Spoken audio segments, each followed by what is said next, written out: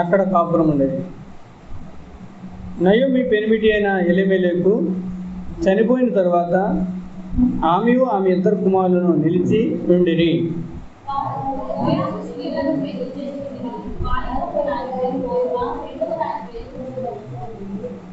రెండో దాని పేరు రూతు. వారు ఇంచుమించు 10 సంవత్సరములు అక్కడ నివసించిన తరువాత మహలోను కిలియోను ఇద్దరును చనిపోయి, కాగా ఆ స్త్రీ తాను కనిన ఇద్దరు కుమారులను తన పెనిమిటి లేనిదాయను.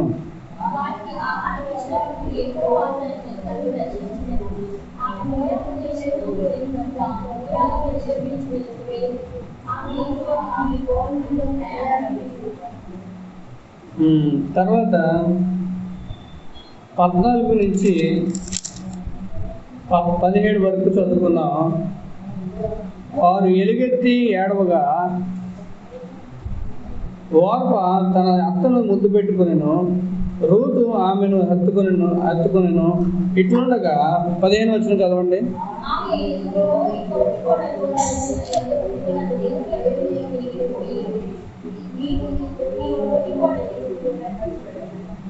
అందుకు రూతు, నా వెంబడి రావద్దనియో నన్ను విడిచిపెట్టుమనియో నన్ను బతిమాలు కొనవద్దు.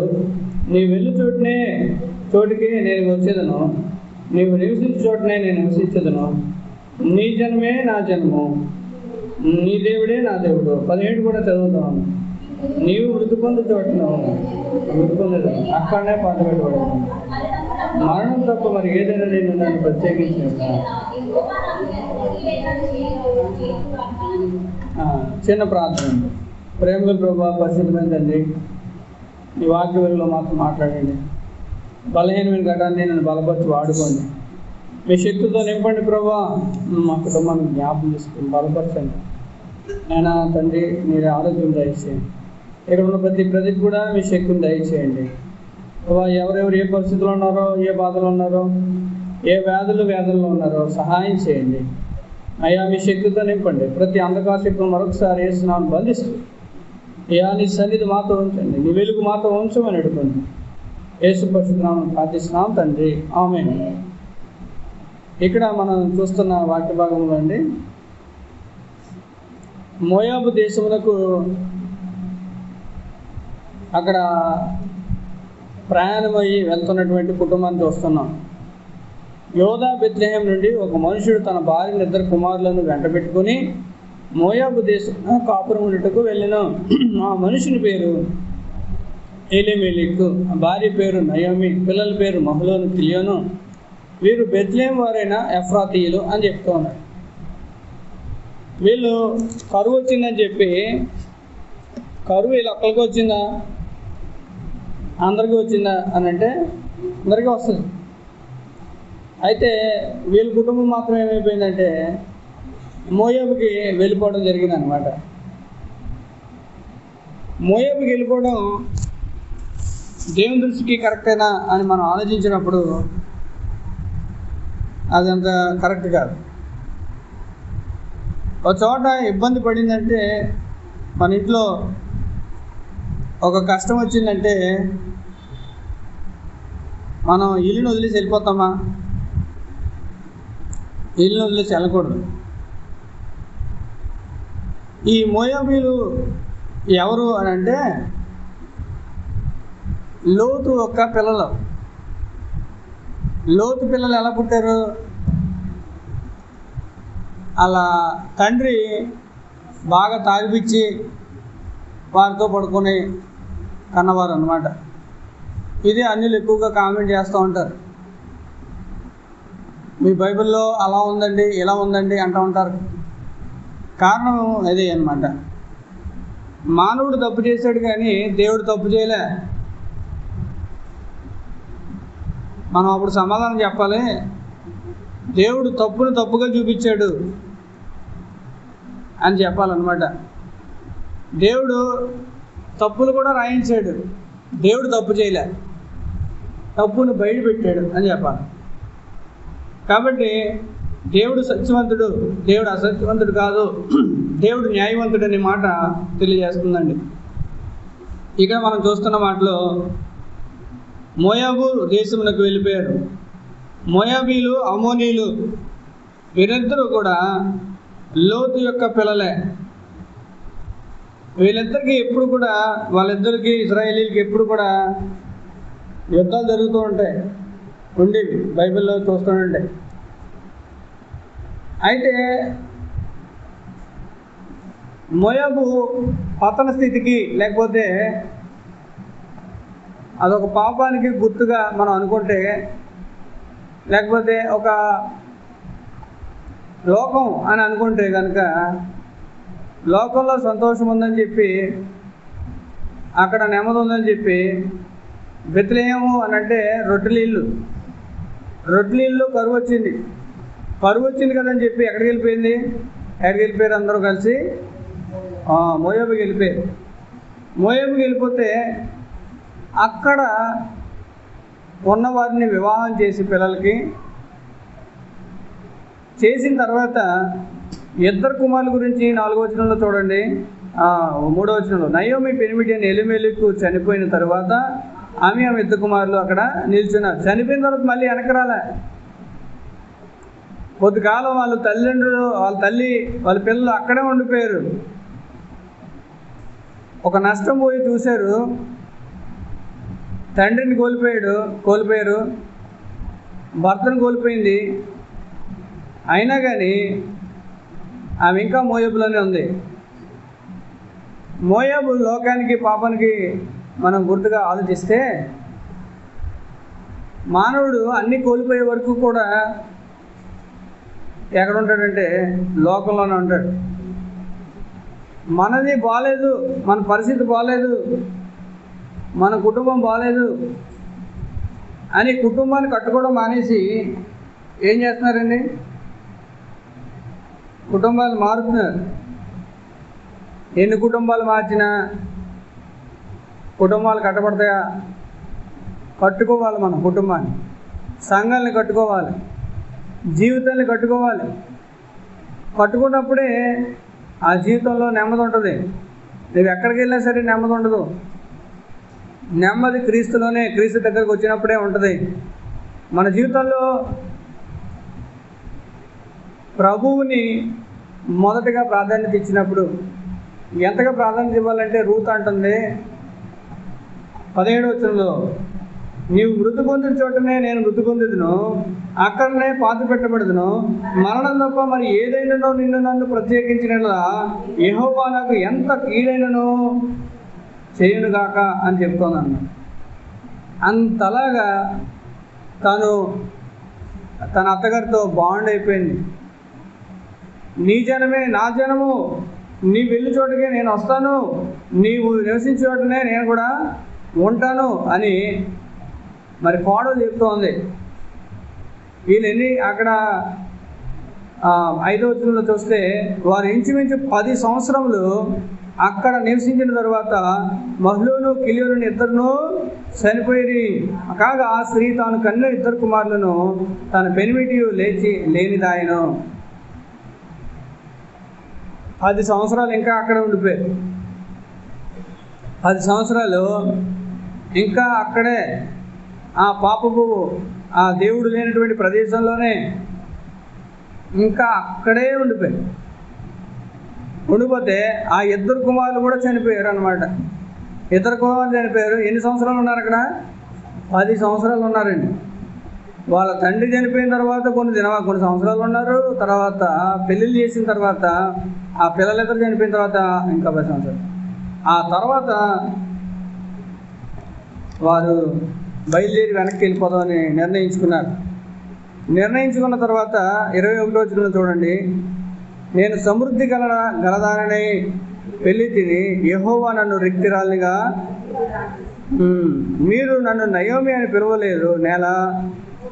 ఎందుకనంటే 19వ వచనం చూడండి, వారు బెత్లెహేమునకు వచ్చినప్పుడు ఆ ఊరి వారందరూ వారి యొద్దకు గుంపు కూడి వచ్చి, ఈమె నయోమి కదా అని అనుకుంటుండగా, అంటే ఆమె ఫేస్ 10 సంవత్సరాలు లేదా 15 సంవత్సరాలు అయిందో ఆమె ఫేస్ మారిపోయింది, గుర్తుపట్టలేని పరిస్థితిలోకి వెళ్ళిపోయింది.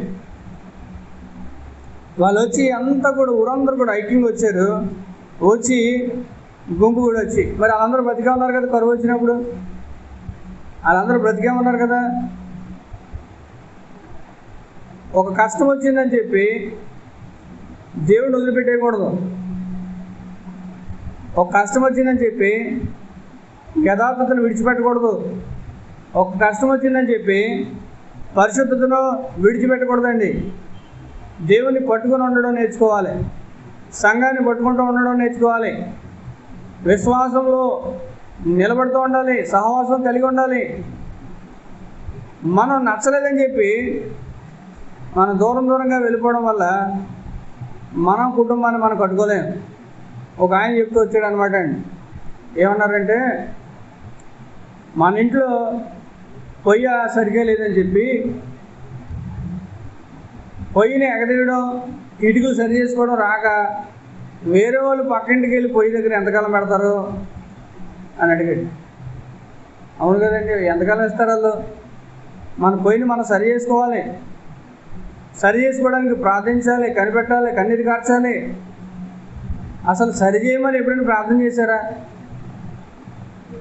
నా సంఘాన్ని, నా కుటుంబాన్ని, లేకపోతే ఆ వ్యక్తులను మార్చి ప్రభువా, నేనేం మారాలి, నేనేం చేయాలి అని ప్రభువా అని మనం అడగగలిగామా?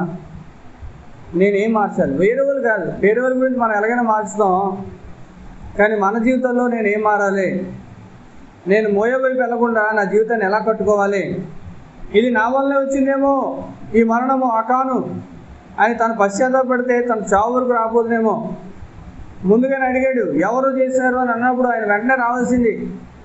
కానీ ఆకాన్ని పట్టుకునేంతవరకు కూడా ఆ వ్యక్తి అంగీకరించలే. దేవుని బిడ్డలారా, మన జీవితాల్లో కూడా చాలా మార్లు దేవుని యొక్క కృపను కోల్పోవడానికి కారణం, లేకపోతే దేవుని యొక్క ఆ ప్రేమను, లేకపోతే ఆ యొక్క సమృద్ధిని కోల్పోవడానికి కారణం ఏంటంటే మనం తీసుకున్నటువంటి సొంత నిర్ణయాలే. అక్కడ అంటున్నాడు, నేను సమృద్ధి కలదానని వెళ్ళి తిని యెహోవా నన్ను రిక్తురాలిగా చేసాను అంటున్నాడు. చూడండి, ఏమైనా కష్టం వస్తే దేవుడే. కొంతమంది ఏమో ప్రతిసారి సైతాన్ అంటారు, కొంతమంది ప్రతిసారి దేవుడు అంటారు. రెండు ప్రమాదమే. మన బుద్ధి లేదా? మన బుద్ధి వల్లే కదండి ఇలా వచ్చింది అనేటువంటిది ఆలోచన రాదు. మనం తీసుకున్నటువంటి నిర్ణయాల వల్ల ఇలా జరిగిందని ఒప్పుకోరు. ఏ అమ్మ అవ్వ, ఏమయ్యా ఆదాము అని అంటే ఆదాము అంటాడు, అవ్వ అంటాడు. ఏ అవ్వ అంటే సైతాన్ అంటాడు. కానీ దేవుడు మరి ఆదాము అవ్వలను ఎందుకని శిక్షించాడు? అవ్వ వల్ల అయితే, దెయ్యం వల్ల అయితే చెప్పండి. ఆదాము అవ్వలు పాపం చేశారండి, సైతాను ప్రేరేపణ వల్ల చేశారు. మరి ఆదాము అవ్వలను కూడా దేవుడు ఎందుకు శిక్షించాడు?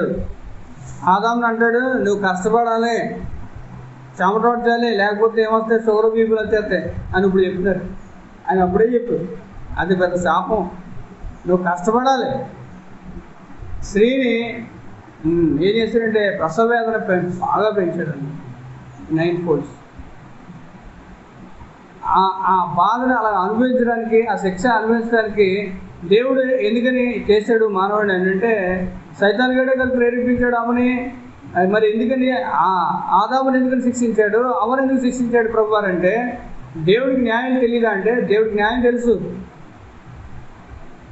వాడు చెబితే నువ్వు వినాలా? వాళ్ళు చెప్తే నీ బుద్ధి ఏమైంది? నీకు బుద్ధిని పెట్టాను కదా, ఎవడో చెప్పాడని చెప్పి నీకున్నటువంటి ఆ నమ్మకాన్ని, విశ్వాసాన్ని దేవుని మాటల ప్రకారం, దేవుని మాట మీద దేవుడు చెప్పాడు, ఇది తినద్దు, ఇది తినమని నిశ్చయంగా చచ్చదు అని ప్రభువారు మాట్లాడారు. కానీ వాళ్ళు ఏం చేశారంటే ఆ మాట తోసిపుచ్చారు. సాతాను చెప్పాడు కానీ మీరు కూడా ఇష్టపూర్వకంగానే తిన్నారు అనేది దేవుని లెక్క. దేవుడు చూసేది ఏంటంటే, నువ్వు ఎందుకు చేసావు, ఎవరి వల్ల ఎలాగయ్యావు, నీ పరిస్థితులు ఏంటి అన్నదానికన్నా నువ్వు ఎందుకు లోపడ్డావు, నువ్వు ఎందుకని ఇలా తప్పిపోయావు విశ్వాసం నుండి, ఎందుకని ఇలా దిగజారిపోయావు, ఎందుకని దేవుణ్ణి సంతోషింపజేయలేనంతగా మన బ్రతుకులు ఎందుకు ఉన్నాయని ప్రభువు ప్రశ్నిస్తూ ఉంటారు. అప్పుడు మనం మరి తలదించుకోవాల్సిన వారుగా ఉంటాం. కాబట్టి దేవుని బిడ్డలారా, దేవుని దగ్గరికి వచ్చినప్పుడు దేవునితో మనం సంబంధం చేపరచబడాలి, రిజిస్టర్ చేయబడాలి, తిరిగి సమకూర్చబడాలని దేవుడు కోరుకుంటున్నాడు అనమాట. దేవునికి మనుషుడు దూరంగా వెళ్ళిపోవడం ఆయనకి ఇష్టం కాదండి. వెళ్ళి చెట్ల చాతుల్లో దాక్కోవడం దేవునికి ఇష్టం కాదు. అతడు ధైర్యంగా రావాలి ప్రభు దగ్గరికి. వస్తే ఆయన చర్మం చొక్కాలు కట్టాడు, ఆ పరిస్థితిని మార్చాడు. దాంట్లో నీకు దేవుడు ఏం చేయాలనుకుంటున్నాడు అనే దాన్ని మళ్ళీ తెలియజేయడానికి ఆయన ఇష్టపడుతూ ఉంటాడు. దేవుని బిడ్డలారా, ఇక్కడ ఆమె అంటుంది, యెహోవా నన్ను ఇలా చేసింది. ఎందుకని ఆ సాతానుగాడు అని మనం ఎందుకు అనకూడదు, దేవుడే అని ఎందుకు అనకూడదు అని అంటే, నువ్వు తిట్టడానికి ఏమో దేవుడిని వాడుతున్నావా? దేవుడు తిట్టడం అంటే ఏంటి? బ్లాస్ఫమీ, దేవదోషం చేస్తే రాళ్ళు కూడా చంపాలి ధర్మశాస్త్ర ప్రకారం. దేవుడు చేస్తాడా? దేవుడు చేయడం కాదు. దేవుడు కొన్ని ఆజ్ఞలు ఇచ్చాడు, ఆ ఆజ్ఞలు ఫాలో అవ్వకపోతే ఇలా శిక్షిస్తానని చెప్పాడు. ఇలాగా సైతానికి లేకపోతే అన్నిలకు అప్పచెప్తానని, ఫిలిస్తీన్కి అప్పచెప్తానని దేవుడు చెప్పాడు. కాబట్టి అలా జరుగుతుంది, అదొక నియమం. మనం దేవుని ఇష్ట ప్రకారంగా జీవించడం నేర్చుకోకపోతే దేవుడు కొన్ని బిరుదులు పెట్టాడు. నువ్వు ఇలా జీవించు, ఎవరైనా సరే భూమి మీద నీ ప్రవర్తన పరిశుద్ధంగా ఉండాలి, నీవు పరిశుద్ధపరచబడాలి, దేవుని రక్తం చేత కడగబడాలి, నీ యొక్క ఆలోచనలు, నీ తలంపులు, నీ మాటలు ఎలా ఉండాలంటే దేవునికి ఇష్టంగా ఉండాలని దేవుడు ఒక నియమాలు రాస్తూ వచ్చాడండి. ఈ నియమాల ప్రకారంగా దేవుడు భూమి మీద కొన్ని కొలతలు వేసాడు. ఒక వ్యక్తి ఇలా ఉండాలి, ఇలా ఉండకూడదు అనే విషయాలు దేవుడు తెలియజేస్తూ వచ్చాడు. పాత నిబంధన ప్రకారంగా అయితే దేవుడు ధర్మశాస్త్ర విధులను రాశాడు. క్రొత్త నిబంధన వచ్చేసరికి ఏమన్నాడండి? మీ హృదయం అనే పలకల మీద ఆయన రాశాడండి. ఆయన మనకు తెలియజేస్తూ ఉంటాడు, మనసాక్షి ద్వారా గద్దిస్తూ ఉంటాడు. అయినా కానీ మనం లోబడిన వాళ్ళని వారిగా ఉన్నాం, మెడ వంచిన తరం వారిగా ఉన్నాం, దేవుని నమ్ముకుంటున్నాము, ఇంకా లోక పద్ధతులు చేస్తూ ఉంటాం. పాపం అంటే ఏంటి? రెండు రకాలైన ఉంటాయండి. ఒకటి ఏంటంటే ఆజ్ఞను అతిక్రమించడం, దేవుడు చెప్పిన కట్టడలను కాదనడం, విస్మరించడం. రెండోది ఏంటంటే నీ బుద్ధిపూర్వకంగా నువ్వు ప్రవర్తించడం, నీ బుద్ధిపూర్వకంగా ప్రవర్తించడం, నీ ఇష్టాన్ని నెరవేర్చుకుంటాం. అందుకనే ఆయన అంటాడు, పాపములనే నేను నా తల్లి నన్ను కన్నది. అంటే ఏంటంటే మన స్వభావం ఏంటండి?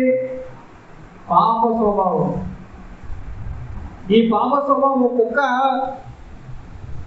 పిల్ల పుట్టిందని కుక్క పిల్ల పుడితే ఏమంటుంది? కుక్క అరుస్తుంది. ఎందుకు అరుస్తున్నావు అని అడిగితే ఏమంటుందండి? నా బుద్ధి అరవడమే, కరవడమే. మానవుడి యొక్క బుద్ధి కూడా పాప స్వభావం. ఈ స్వభావం ఏమిటంటే దేవుడి మాటకు వినకుండా చేసేటువంటి బుద్ధి మనలో ఉంటుంది. ముందు కరెక్ట్ చేయాల్సింది ఏంటంటే మన హృదయము, మన మనసు కరెక్ట్ చేయబడాలి. అది కరప్ట్ అయిపోయింది, అది అన్యాయం. ఏమంటారంటే కరప్షన్ అంటే పాడైపోయింది మన హృదయం.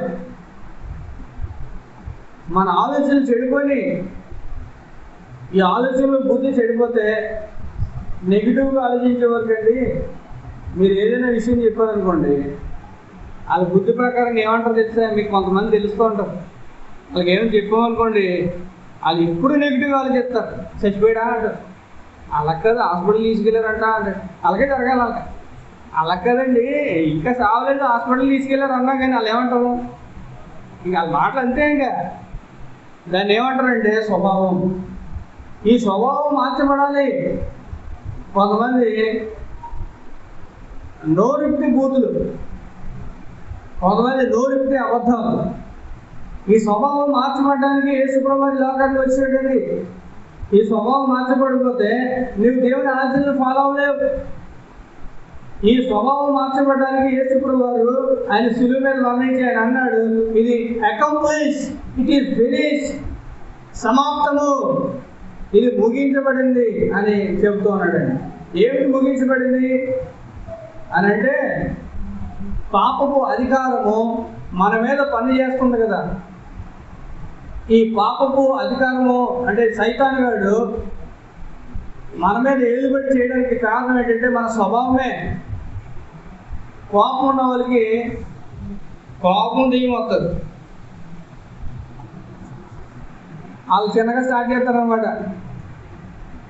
చిన్నగా స్టార్ట్ చేస్తే అది పెద్దగా ఇంజిన్ జనరేటర్ ఆన్ చేసినప్పుడు ఫస్ట్ 2 సార్లు అది ఇచ్చాడంతే, తర్వాత అంతా డట్ట తిరిగేది.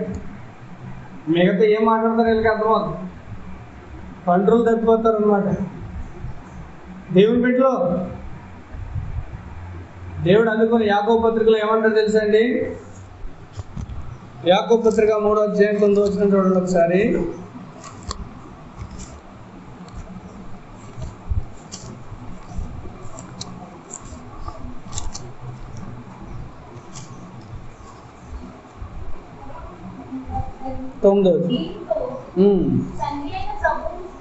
దీంతో తండ్రి అయిన ప్రభువుని స్తుతించుము, దీనితోనే దేవుని పోలికగా పుట్టిన మనుషులను శపించుము. ఒక్క నోటి నుండి ఆశీర్వచనమును శాపవచనమును బయలువెళ్ళును. నా సహోదరులారా, ఇలా ఉండకూడదు.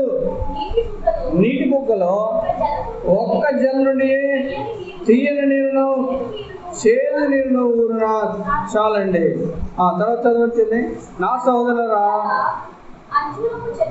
అంజూరపు చెట్టున ఒలీవల పండ్లైనను ద్రాక్ష తీగను అంజూరపు పండ్లైన కాయన అటువలనే ఊరవు కదా అని. చూడండి ఇక్కడ మాట, నీ జల అలా ఉంది అని అడుగుతున్నాడు. నీవు అలా మాట్లాడుతున్నావు అంటే ఏంటంటే నీ జల సరిగ్గా లేదు. నువ్వు ముందు సరి చేయబడాలి. కొన్ని విషయాల్లో నువ్వు సరి చేయబడ్డావు, కొన్ని విషయాల్లో నువ్వు మారు మనసు పొందో, కొన్ని విషయాల్లో పశ్చాత్తాపడ్డావు, కానీ కొన్ని విషయాల్లో ఇంకా మారు మనసు లేదు. నీ జీవితం ఇంకా మార్చబడలేదు అని దేవుని వాక్యం సెలవిస్తూ ఉందండి. మన స్తుతికి చెల్లించాలి ఇప్పుడు. అందుకని అంటాడు, ఒక నోటి నుండి ప్రభువుని స్తుతిస్తాం తండ్రి అయిన దేవుడు, ఒక్క నోటి నుండి మనుషులను శపిస్తాం. ఈ రెండు కూడా రావచ్చునా అని అడుగుతున్నాడండి దేవుడు. ఈ రెండు కూడా రావడానికి వీల్లేదు. ఎందుకంటే జాన్ చెట్టుకి మనకు అక్కడ అంజూరం చెట్లు అంటే వాళ్ళు ఇజ్రాయేలీలో అలవాటు కాబట్టి జాన్ చెట్టుకి మామిడికాయలు కాస్తాయా అని అడుగుతున్నాడు. ఇక్కడ ఎందుకు చెప్పాలండి. జాన్ చెట్టుకి మామిడికాయలు కాయు, మామిడి చెట్టుకి జాంకాయలు కాయు. ఏం మారాలి అంటున్నాడంటే, నువ్వు చెట్టు మారాలి, నీ చెట్టు దేవుడితో అడ్డుకట్టబడాలి అని దేవుడు చెప్తున్నాడు అనమాట. మనం ఏం చేయబడాలంటే నూతనమైన వ్యక్తులుగా మార్చబడాలని ప్రభువు కోరుకుంటున్నాడు. 2 కొరింథీ 5వ అధ్యాయం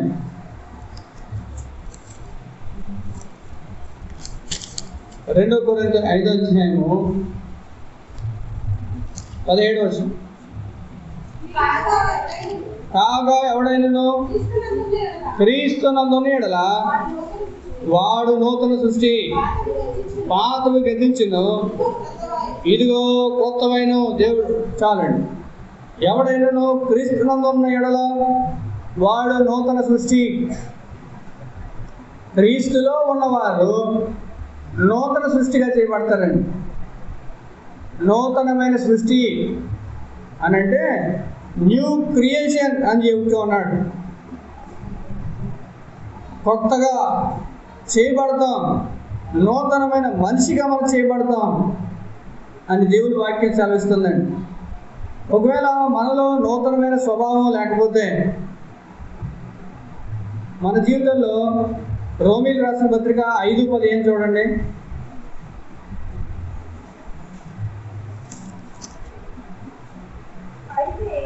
అయితే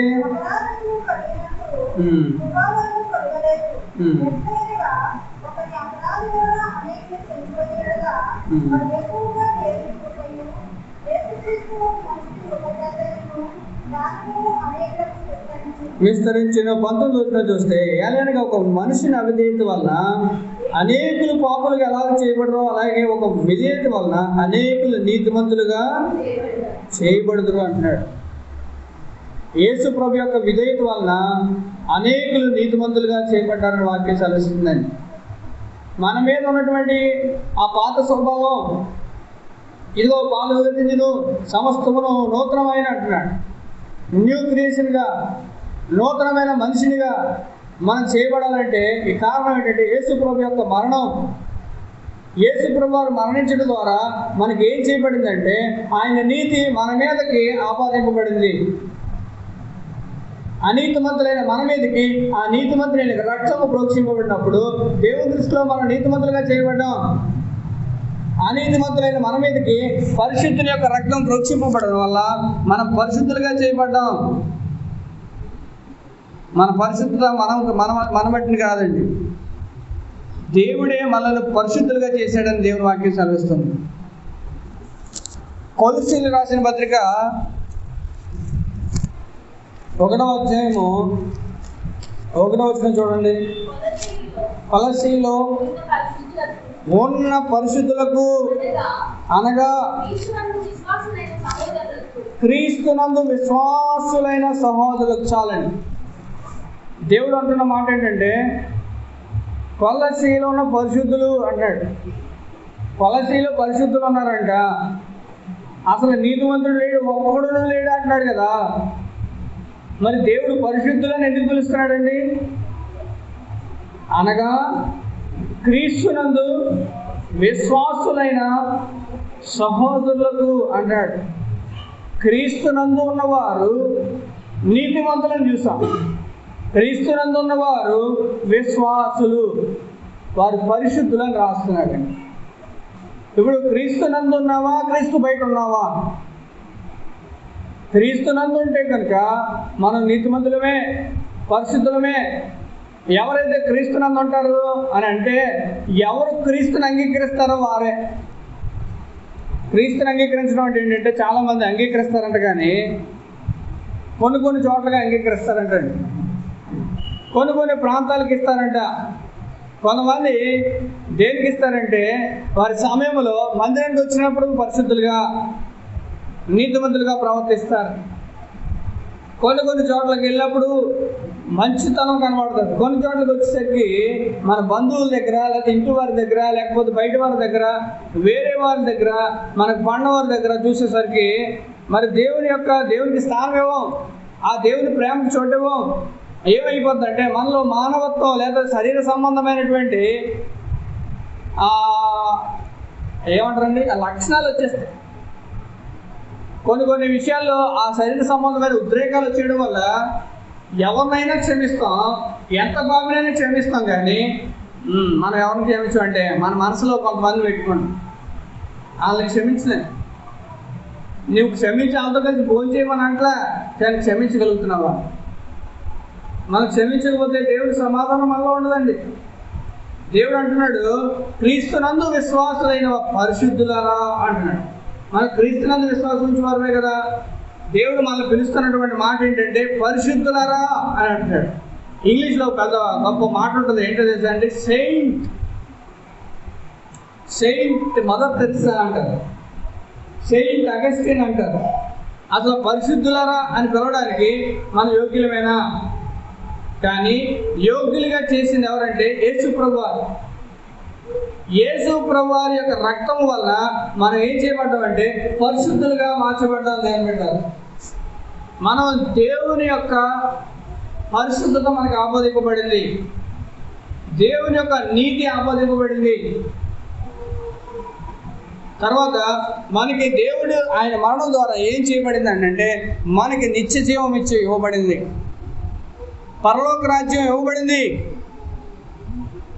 అలాగే మనము పాపము బంధకాల నుంచి ఎఫెసీయులకు రాసిన పత్రిక 1వ అధ్యాయం 7వ వచనం చూడండి.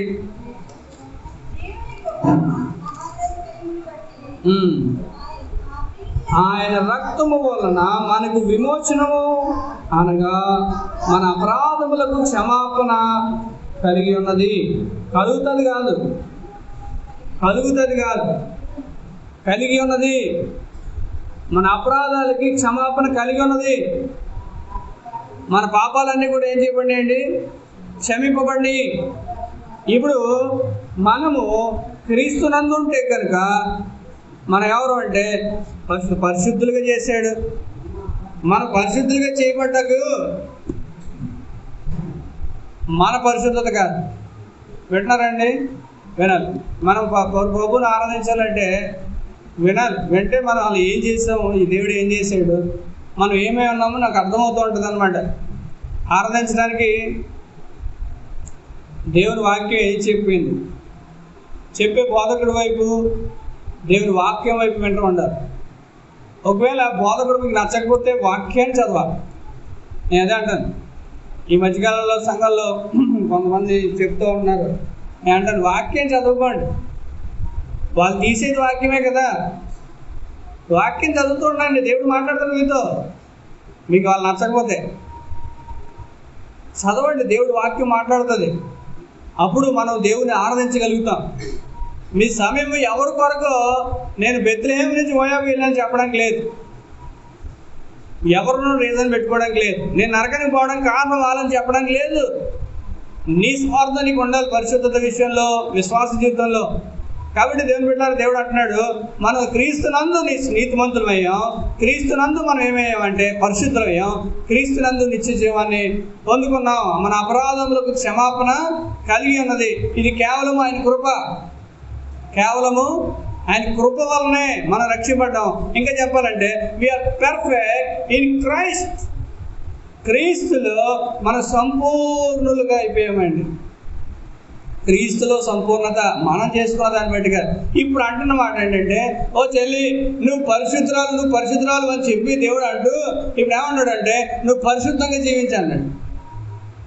నువ్వు పరిశుద్ధులకు తగినట్టుగా నువ్వు జీవించు. నువ్వు పరలోక సంబంధివి, నువ్వు పరలోకానికి వారసుడిగా నీ బ్రతుకుండాలా. నువ్వు పరలోక వాసి అని చెప్పుకుంటున్నావు, నువ్వు పరలోక సంబంధం అని చెప్పుకుంటున్నావు, నీ బ్రతుకు చూస్తే నరక సంబంధిగా ఉందేంటి అని ప్రశ్నించుకోవాలి మనం.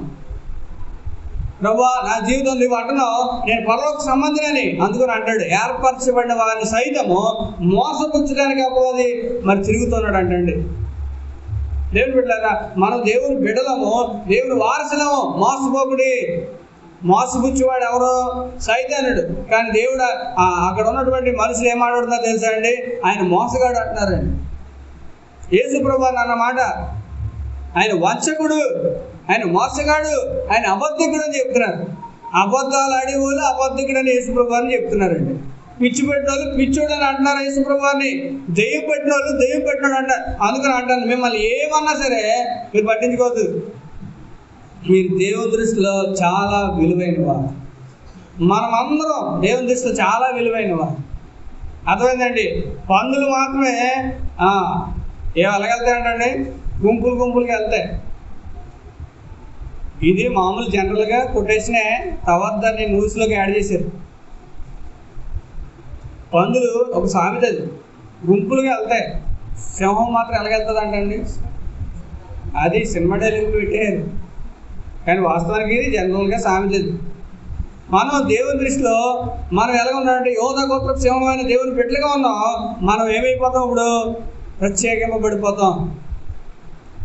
మన విశ్వాసాన్ని ఎవరు కూడా నువ్వు ఏలెట్టి చూపలేనంతగా పరిశుద్ధులోకి మనం వెళ్ళాలంటే కనుక నువ్వు మనిషిని మెప్పించుకుంటూ వెళ్తే నీ జీవితం దేవుని సంతోషం పెట్టలేదు. దేవుని బిడ్డలారా, మీరు దేవుని బిడ్డలు, మీరు దేవుని పోలికగా నడవాలి. మీరు మనిషిని వైపు చూడొద్దు, మనిషిని వైపు కోరద్దు. మనిషిని వైపు కోరుకున్నంతసేపు కూడా మీరు దేవుని మెప్పించలేరు. మీరు దేవుని మెప్పించగలిగినప్పుడు, నేను అందుకని కుటుంబాల్లో కూడా చెప్తూ ఉంటాను, నీవు నీ భర్తను ప్రేమించాలన్నా నీ భార్యను ప్రేమించాలంటే కనుక నేను ఎందుకు ప్రేమించమంటానంటే దేవుడు ప్రేమించమన్నాడు కనుక ప్రేమిస్తున్నానని చెప్పండి. మీరు చెప్పకపోయినా మీ మనసులో అది ఉండాలి. దేవుడు నాకు చెప్పాడు నేను ప్రేమించాలి కాబట్టి ప్రేమిస్తున్నానంటే నీ బుద్ధి నాకు నచ్చదు, నీ స్వభావం నచ్చదు, మీ కుటుంబ సభ్యులే నాకు నచ్చరు. అయినా కానీ దేవుడు చెప్పాడు కాబట్టి శత్రువుని ప్రేమించమన్నాడు. దేవుని వాక్యం అంది నీ భర్తకు లోబడమంది, రెస్పెక్ట్ చేయమంది. భార్యనేమో భర్త ఏమో ప్రేమించాలి. ఎలా ప్రేమించాలి? నువ్వు అసలు నాకు నచ్చమని చెప్పాడు భర్త. ఈ మధ్యకాలంలో ఆ గొడవలు ఎక్కువైపు. నువ్వు నాకు నచ్చలేదు, నువ్వు అందంగా లేవు, లేకపోతే నువ్వు నాకు లోబడవు నువ్వు అంటారు. దేవుడు ఏమన్నాడండి? రోమీలు రాసిన పత్రిక దేవుని ప్రేమ ఎలా ఉండాలట? 5వ అధ్యాయం 8వ వచనం చూడండి. రోమా 5:8. మీకు ఎవరైనా తగిలితే వాళ్ళకి మాట చెప్పండి. అయితే దేవుడు ఎట్లనగా మనమింకను పాపులమై ఉండగా క్రీస్తు మన కోసము చనిపోయిను. కాబట్టి ఆయన రక్తం వల్ల ఇప్పుడు నీతిమంతులుగా తీర్చబడి మరింత నిశ్చయంగా ఉగ్రత నుండి రక్షించబడు. చూడండి దేవుని బిడ్డలారా, తన ప్రేమను వెల్లడిపరిచాడు. ఏమి ప్రేమ ఇది అంటే, మనం ఇంకను పాపులమై ఉండగా యేసు ప్రభువారు ప్రేమించాడు భార్యని. అంటే నువ్వు కరెక్ట్గా ఉండి పరిశుద్ధంగా ఉండి ప్రార్థన చేసుకుని అటు ఇటు అప్పుడు కాదు, వాళ్ళు కరెక్ట్గా లేకపోయినా భార్యను ప్రేమించాల్సిందే. అలా మాట్లాడుతుంది తెలుసండి, చాలా భయంకరంగా మాట్లాడుతుందండి, ఎట్టు మొదటి మాట్లాడుతుందండి, మాట ఎందండి అని చెప్తూ ఉంటారు వెళ్ళినప్పుడల్లా. ఎక్కడికైనా వెళ్ళినప్పుడు ఎప్పుడైనా అప్పుడప్పుడు వెళ్తారు వాక్యం చెప్పినాక, లేకపోతే వెళ్ళినప్పుడు. నేను అన్నాను, ఇదే వాక్యం చెప్పాను, కరెక్టే.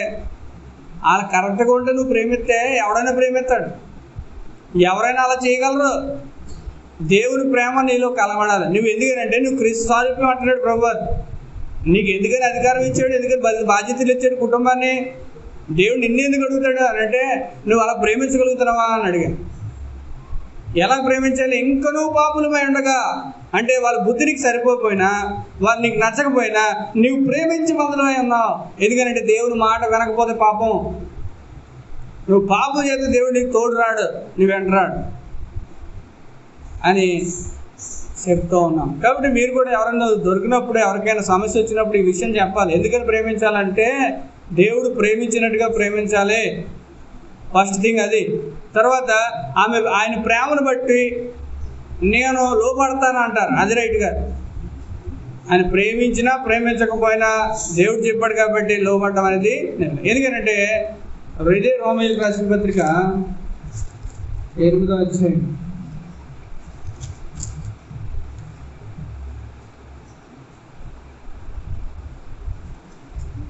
37-38 చదవండి. అయినను మనల్ని ప్రేమించిన వారి ద్వారా మనము మరణమైనను జీవమైనను దేవదూతలైనను ప్రధానులైనను ఉన్నమైనను రాబోవైన అధికారులైన ఎత్తైన లోతైన సృష్టింపబడిన మరి ఏదైనాను మన ప్రభు అయిన క్రీస్తు యేసునందు దేవుని ప్రేమ నుండి మనలను ఎడబాపనేరని రూఢిగా నమ్ముచున్నాను. చాలా మంది దేవుడు ఇలా చేశాడండి, దేవుడు అలా చేశాడండి అని నయోమిలాగా అంటున్నారు. ఇక్కడ అంటున్న మాట ఏంటి? క్రీస్తు ప్రేమ నుండి నన్ను ఏది మరణమైనా, నాకు భర్త చనిపోయినా, నా కుటుంబంలో పోయినా, శ్రమలు వచ్చినా, ఎత్తైనా లోతైనా సరే మన ప్రభు అయిన క్రీస్తు యేసునందు దేవుని ప్రేమ నుండి మనను ఎడబాపునేరు. ఇలా ఉండాలండి విశ్వాసం. పరిస్థితులు బట్టి కళ్ళిపోయేవాడు సాతానుడు పరిస్థితులు వాడుకుంటాడు. పరిస్థితులు వాడుకొని సముద్రంలో తుఫాన్లు రెగ్గొట్టినప్పుడు శిష్యులందరూ భయపడిపోయి దేవుడు ప్రశ్నించి అంతగా వెళ్ళిపోయారు. అయ్యా మేము చచ్చిపోతున్నాం, నీకు ఏం తెలియట్లేదు అంటున్నాడు. పరిస్థితులు వాడుకుంటాడు, జాగ్రత్త. దేవుని ప్రశ్నించేలా చేస్తూ ఉంటాడు. మనం ఏం చేయాలంటే ఏ పరిస్థితి కూడా దేవుని స్థుతించకుండా ఆపలేకుండా ఉండాలి. ఎన్ని పరిస్థితులు వచ్చినా ప్రభువా నీ దగ్గర ఉంటాను ప్రభు, సస్తే ప్రభు నీ దగ్గర ఉంటా చాలు, నాకు ఈ లోపల ఏమీ వద్దు ప్రభు, ఏం వద్దు ప్రభు, నువ్వు ఇచ్చినా ఇవ్వకపోయినా నువ్వు ఉంటే నాకు చాలు, కష్టమైన నష్టమైనా సరే నిన్ను విడిపోను ఎడబాయను అన్నాడు. మోయాబురాలైనటువంటి రూత్ అంటుంది వాళ్ళ భర్త వాళ్ళ అమ్మ నాన్న కుటుంబాన్ని విడిచిపెట్టేసి ఆ అత్తగారి దగ్గర వచ్చేస్తానంటుంది ఊర్లోకి. నువ్వు ఎక్కడ చేస్తే నేను అక్కడ చేస్తా. ఇది కుటుంబం కట్టుకోవడం అంటే. ఇది నీ వ్యక్తిగత జీవితం దేవుడితో కట్టుకోవడం అంటే. మన జీవితాలు అలా కట్టబడుతున్నాయా? ఇలా కట్టకపోవడం వల్లే, దేవుడి వాక్యం నెరవేరకపోవడం వల్లే మన జీవితంలో కష్టాలు తెచ్చుకున్నావు. సాతాను ఎంటర్ అవుతున్నాడు. దేవుడు బిడ్డలారా, నువ్వు మోయాబుకి వెళ్ళిపోతే అక్కడ ప్రార్థన చేసే వాళ్ళు ఎవరుంటారు? నీకు ఇక్కడ కష్టం ఉందని చెప్పి నువ్వు చక్కగా డబ్బు ఉన్నవాడనో లేకపోతే మంచి పేరు ఉన్నవాడనో గవర్నమెంట్ జాబ్ కూడానో చేసుకుంటారు. చేసుకున్న తర్వాత అక్కడ ఏం చేస్తున్నాడు? చిత్రహింసలు పెట్టేస్తున్నాడు అమెరికాలో. బయటికి వెళ్ళేసరికి అక్కడికి వెళ్ళేసరికి ఇక్కడికి వెళ్ళి చాలా తిప్పలు పడిపోతున్నారు. తిప్పలు కూడా నువ్వు చూసేది పైపైన లోతు కూడా ఏం చూసాడంటే చక్కగా పచ్చకున్నటువంటి ప్రదేశాన్ని చూశాడు, వెళ్ళిపోయాడు. దేవుని బిడ్డ అలా చూడకూడదు. మనం అంటున్నాడు, దేవుని మాట అంటున్నాడు, మరణమైనను జీవమైనను దేవదూతులైన ప్రధానమైనను ఏవైనా అధికారులను ఏది కూడా అధికారులు ఎవరైనా సరే మన మీద ఫోర్స్ చేసినా మనల్ని ఏడిపించినా మనం పట్టించుకోవద్దు. ప్రభువా నీ ప్రేమ నుండి నన్ను ఇక్కడ బాపనేరదు. దేవుడి ప్రేమకి నీకు ఆ యాజకుడే అవసరంలే, మధ్యవర్తులు అవసరంలే. యేసు ప్రభువా నువ్వు ఉంటే చాలని మొరపెట్టుకొని కన్నీళ్ళు కాల్సి యేసు ప్రభువా నీ దగ్గరే ఉంటాడు, నీలోనే ఉంటాడు. ఇంకో విషయం చెప్పాలి. ఈ మధ్యకాలంలో ఒక రాంగ్ బోధ చేస్తుంది. ఏంటి బోధ అంటే, పరిశుద్ధాత్మ దేవుడు మన పాపం చేసినప్పుడు ఎక్కడ ఉంటాడండి? పరిశుద్ధాత్మ దేవుడు మన పాపం చేస్తే ఎక్కడ ఉంటాడు? మీరు చెప్పాలి. బయటికి వెళ్ళిపోతాడా? అన్నవాళ్ళు చేయొద్దండి. బయటికి వెళ్దు అన్నవాళ్ళు చేయొద్దండి. ఏది కాదన్న వాళ్ళు చెయ్యేస్తారు. తెలివైన వాళ్ళండి మీరు. ఎందుకు వచ్చుకోవడం కాసేపు అవుతా అని. పరిశుద్ధాత్మ దేవుడు అంటే ఇంక లాస్ట్గా ప్రభుని ఆరాధించడానికి. ఎందుకంటే రెండో వస్తున్నాను కూడా నేనే కాబట్టి అది కట్ చేస్తా, టైంకి వదిలేస్తాను. మీరు లేట్కి వచ్చినా టైంకి వదిలేస్తాను. అయితే పరిశుద్ధాత్మ దేవుడు బయటికి వెళ్తాడు అన్న వాళ్ళు మన పాపం చేస్తాం అనుకోండి, ఆయన మన హృదయం నుండి పాపాన్ని చూస్తాడా? మన పాప మాటలు ఉద్రేకంతో అని ఊగిపోతున్నప్పుడు పరిశుద్ధాత్మ దేవుడు ఎక్కడ ఉంటాడు? ఆయన ఒక్కసారి వచ్చిన తర్వాత మళ్ళీ వెళ్ళడం ఉండదు. ఎప్పుడు వస్తాడు? నువ్వు నీటిలో మునుగుతున్నప్పుడు పావురంలో రావడం అది ఎప్పుడు జరిగింది? యేసు ప్రభు వారు జరిగినప్పుడు. తండ్రి కుమార పరిశుద్ధాత్మ దేవుడు ఒకేసారి కనబడినాయి. ఎందుకంటే కొంతమంది చెప్తున్న మాట ఏంటంటే, తండ్రి అయిన దేవుడే యేసు ప్రభుకి లోకానికి వచ్చాడు, ఆయనే మళ్ళీ పరిశుద్ధాత్మగా వెళ్ళాడు అంటారు. అది వాస్తవా? అలాగైతే అక్కడ తండ్రి అయిన దేవుడు నా ప్రియ కుమారుడిని అక్కడి నుంచి అన్నాడు. యేసు ప్రభు వారు నీటిలో మురుగు తెలియసారు, పరిశుద్ధాత్మ పౌరం వల్లే వచ్చేయండి. మరి మూడు ఎలా కనబడ్డాయి? అక్కడ ముగ్గురు ఒకటైతే మూడు రకాలు ఎలాగైంది. ముగ్గురు ఒకటి కాదు, ముగ్గురు వేరు వేరు. ముగ్గురు కలిపి దేవుడు అంటారు. ముగ్గురు కలిసి ఉంటారు. ముగ్గురు కూడా కలిసి ఉంటారు. దాన్నే ఏకమే ఉండడం అంటారు. మీకు ఎగ్జాంపుల్ అర్థం అవ్వాలంటే కనుక ఏం చెప్పచ్చు అంటే, మధ్యకి వెళ్ళిపోమండి పెద్ద బిందుడు. అంటే తత్వం గురించి మీకు కన్ఫ్యూజన్ అవ్వకూడదని నా ఆలోచన. మీరు అర్థం చేసుకోవాలి. ఒక మాట, ఒక బిందుడు కలిపామండి అందరికి రసన పంచిపెడతామని. అంటే జనవరి ఫస్ట్కే కదా, మళ్ళీ మధ్యలో కలుపుకోవచ్చు కదా, కలుపుకోండి ఎప్పుడైనా సరే. సరే మే నెలలు వస్తాయి కదా, ఒక మంచిలో. కాకపోతే ఈ డబ్బుల గురించి గొడవలు అవుతున్నాయి అనుకోండి, కలపకపోవడమే మంచిది. అర్థమైందండి? నేను పెట్టిన పేరు పంపులంటే ఒకరు వేసామంటే మర్చిపోలేక అప్పుడు దేవుని దగ్గర మహిమ వస్తుంది. సరే, ఈ గంగాళంలో మజ్జిగ కలిపమండి. మజ్జిగలు ఏం వేస్తాం? ఉప్పు వేస్తాం, పెరుగేసి ఉప్పు వేసి తర్వాత నీళ్ళు వేస్తాం, కరివేపాకు కానీ పక్కనట్టండి. ఈ మూడు మెయిన్ ఇంపార్టెంట్. మొత్తం అంతా కలిపేసిన తర్వాత, బాగా ఉప్పు అంతా కలిపిన తర్వాత లాస్ట్ అడుగుని తీసి మనం ఎలా పెట్టి ల్యాబొరేటరీ చూస్తే ఏముంటుందండి? వాటర్ ఉంటుంది, మజ్జిగ పెరుగు ఉంటుంది, ఉప్పు ఉంటుంది. అవునా? పైన తీసి చూసామనుకోండి ఏముంటుంది? మూడు ఉంటాయి. మీరు అడుగులో మధ్యలో తీసినా మూడు ఉంటాయి.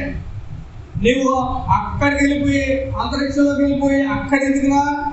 ముగ్గురు. ఆయన ఉన్నవాడు, నేను అన్ని చోట్ల ఉన్నవాడు. యేసు ప్రభువు అంటాడు, నతనేలు నువ్వు చెట్టు కింద ఉన్నప్పుడు నేను చూశాను. ఓ చేప గొప్ప చేప దాని కడుపులో ఏముంది, నాన్న ఉంది, తీసుకొచ్చి మనకు కట్టే ట్యాక్స్ అంటాడు పేదలు. అవునా కదండి? ఏ చేప ఎవడు పాడేస్తున్నాడో డబ్బులు, ఆ డబ్బులు మిగులుతుందని ఎవరు తెలుసు? దేవుడు తెలుసు. నువ్వు వేయగానే ఫస్ట్ చేప పొట్టగొయ్యి, రెండో చేప కాదు, నువ్వు పొట్ట చేప పోయి ఆ పొట్ట పోయిగానే ఒక నాన్న దొరుకుతుంది, నీకు నాకు సెగులు కట్టేసి. మీ మీ మీ మీ బాలకుడు పన్ను చెల్లించరా అని అడుగుతారు అనమాట. అప్పుడు అంటాడు అనమాట చేపడి, అంటే దేవుడికి యేసు ప్రభువుకి అన్నీ తెలుసు కదండి. అన్ని చోట్ల ఉండే దేవుడు, అన్ని చోట్ల ఉండే దేవుడు. ఆయన అంటాడు సర్వశక్తి గల దేవుడు, నువ్వు నాకు అసాధ్యమైనది ఏదైనా కలదా అంటాడు అనమాట. అలాగే యెహోవా దేవుడు కూడా అన్ని చోట్ల ఉండే దేవుడు.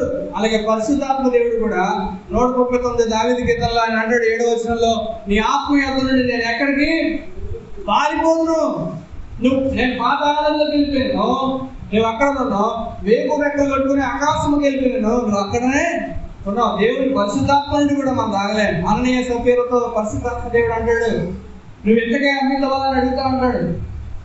పరిశుద్ధాత్ముడు శక్తి కాదు, ఆయన దేవుడు. అలాగే ఈ మాట గుర్తుపెట్టుకోండి. ఎందుకంటే చాలా మంది ఏం చేస్తారంటే శక్తి శక్తి శక్తి అంటారు. శక్తి కాదు, ఆయన వస్తే నీళ్ళ శక్తి వస్తుంది. ఆయన నీలో ఉంటాడు, ఆయన ఒక వ్యక్తి నీ జీవితంలో ఉండాలి. ఎందుకంటే పాటలో కూడా దిగురా దిగురా దిగురా అంటారు. ఆయన దిగురామంటే నువ్వెవరు కామెంట్ చేయడానికి, నువ్వు పరిశుద్ధంగా ఉంటే ఆయన నీతో ఉంటున్నాడు, నీ హృదయం ఉంటున్నాడు. నీ పాపాలు ఒప్పుకుంటే, నువ్వు పాపాలు ఒప్పుకున్న వాళ్ళు అయితే నువ్వు మర్చిపోకు, నువ్వు సినిమా చూస్తున్నప్పుడు కూడా నీ హృదయంలో యేసు ప్రభువు అన్నాడు. నువ్వు పాపం చేస్తున్నప్పుడు కూడా ఆయన నీ హృదయంలో ఉన్నాడు. ప్రభు చూస్తున్నాడు అందుకుని ఆయన అంటాడు, ఆయన దుఃఖపరచదు అందుకుని అంటాడు, ప్రభా నీ కృప వల్ల నేను అంత అనీతిమంతురాలైనా, నన్ను అనీతిమంతుడైనా నన్ను నీతిమంతుడిగా చేశావు. నేను ఇంకేమన్నాడు తెలుసండి, మనము ధనవంతులు కావాలని ఆయన దరిద్రుడిగా ఆయన ఎక్కడ రిచెస్ ఇన్ హెవెన్, క్రీస్తులో, ఆయన మహిమలో, ఆయన స్వారూపంలో, ఆయన స్వభావ లక్షణాల్లో, ఆ లక్షణాలన్నీ మనలోకి రావాలని, దేవుడి ప్రేమ మనం చూపాలని. అందరిలాగా నువ్వు ఉంటే, అందరిలాగా నువ్వు చేస్తే నీకు రక్షణ పొందడానికి ఏం డిఫరెన్స్ అని దేవుడు అంటున్నాం. కాబట్టి మనం అన్నాం, ప్రభు నేను గాయపరిచి వచ్చాను, నేను తండ్రి ఎంతో దుఃఖపరిచి వచ్చాను, క్షమించు ప్రభు. అయితే నీవు నాకు ఇచ్చినటువంటి రక్షణ బట్టి, అయ్యా పరలోక రాజ్యాన్ని బట్టి, ఎందుకు ఇచ్చేది పరలోక రాజ్యం? మరి ఎంత పాపం చేసినా, ఎంత అనితిమంతులు ఉన్నా దేవుడు అంటున్నాడు, నేను పాపం ఒప్పుకుంటే ఒక వ్యక్తి 7 మార్లు వచ్చి అయ్యా క్షమించినట్టు దేవుడు అన్నాడు, క్షమించమన్నాడు. అలా అన్న దేవుడు నేను క్షమించడా? మన ఆల్రెడీ క్షమించేశాడు మన అపరాధాలన్నీ కూడా, మన దోషులను పరిహరించాడు. ప్రతి దినము కూడా ఆయన రక్తం చేత కడగబడే అనుభవం నడిపించడానికి ఆయన కృప ఆయన కుమారుడిచ్చాడు. ఎంత ఉచితమే, కానీ దానికోసం చెల్లించినటువంటి వేళ మనం గుడ్ ఫ్రైడే రోజు చూసాం. ఎంతగా వేదన పడ్డాడు, ఎంతగా దుఃఖమైన స్వరూపమైన సొగసాన్ని లేకుండా పోయాడు. పరమగీతంలో 5 అధ్యాయాలు అంటాడు అనమాట, నా ప్రియుడు ధవలవర్ణుడు, రత్నవర్ణుడు, 10,000 మందిలో అధికాంక్షీయుడు, నేను 10,000 మందిని నిలబెడితే ఆయన గుర్తించవచ్చును అంటే అంత అమ్మగాడు. ఆయన అంటాడు 53 గ్రంథాలు అంటాడు, స్వరూపమైనను సొగసైన లేకుండా చేయబడ్డాడు. ఎందుకోసం తెలుసో చేయబడ్డారా? అది నీకోసమే, నా కోసమే. ఆయన ఎలా కొట్టదు కొట్టాడు, మూతొంగరైపోయింది కొట్టేటప్పటికి. మీకు ఫోటోలు అలా చూపించడం, మొత్తం గడ్డ పెరగడం అంటే ఏంటి? మీరు కుర్చీలో పెరగడం కాదు, గడ్డ వచ్చింది. వాళ్ళు ఎవరు ఫ్రెండ్సా? పెద్దగా ఎడుపుతుంటే కాగాలి, అంతగా అవమానించారు, తీర్చారు, రక్తమంతా కాలితో వచ్చింది, మొక్కమంతా కూడా. ఆయన అన్నాడు ఇంగ్లీష్లో, స్వరూపమైనను అంటే ఏంటంటే చూడనల్లని వానిగా చేయబడ్డాడంటే చూడలేము. బండి మీద కొట్టుకుపోతే మొఖం ఆ వ్యక్తి చూడగలుగుతామా? యేసు ప్రభువు అదే పరిస్థితి. స్వరూపమైన స్వాగతం పాలుతారు దేహం, అసలు పాలేసి అభిషేకం చేసినట్టు దేహం మీద ఆయన్ని కొట్టికి హింసలు పెట్టడానికి కారణం అంటే ఆ రోజుల్లో ఉన్నట్టు యూదులు కాదు, నువ్వు నేనే, నీ పాపము నా పాపం ఒక్కవారే బలి అర్పించాడు. ఎందుకంటే మనం నిర్దోషంగా చేయబడాలని నీ పాపాలంతా కూడా ఆయన మీద ఒప్పుకున్నాడు. కాబట్టి మనం ఏమి ఇచ్చి రుణించుకోవాలో ఆయన అంటాడు, జీవఫలాలు ఆయన అప్పగించుకుని మన హృదయపూర్వకంగా ఆయన్ని ప్రేమ గుర్తు చేసుకుంటూ, ప్రభా నీవు స్తోత్రుడు అని ఒకే ఒక మాట, ప్రేమ దేవా, పరిశుద్ధమైన దేవా, నీవు నన్ను రక్షించిన విధానం బట్టి, నీవు నా కొరకు బలైన విధానం బట్టి స్తోత్రాలు చెల్లించుకుంటూ నా హృదయపూర్వకమైన ఆరాధన యేసు ప్రభు పేరును సమర్పించుకుంటున్నాను తండ్రి అన్నదాలు. మీకు అర్థమైందా? ఎంతసేపు పెట్టిందండి? 1 minute 2 minutes పెట్టింది. మీరు పెద్ద పెద్ద పదాలు పెట్టేసి ఏం చేయగలే హృదయపూర్వక. అదే రికార్డు పాత అన్ని ఇక ప్రతి సంవత్సరం అదే కాదు, కొత్తగా దేవుడు వాక్యం ఏం చెప్పిందో అది యాడ్ చేయండి. యాడ్ చేసి ప్రభువా నువ్వు స్తోత్రాలు, నువ్వు స్తుతించడంతో తగిన దేవుడు అని ప్రభుని ఆరాధించండి. చక్కగా దేవుడు వింటాడు. దేవుడి మాటలు నిలుచుతాక ప్రభుని ఆరాధించుకుందామండి. కళ్ళ వంచండి.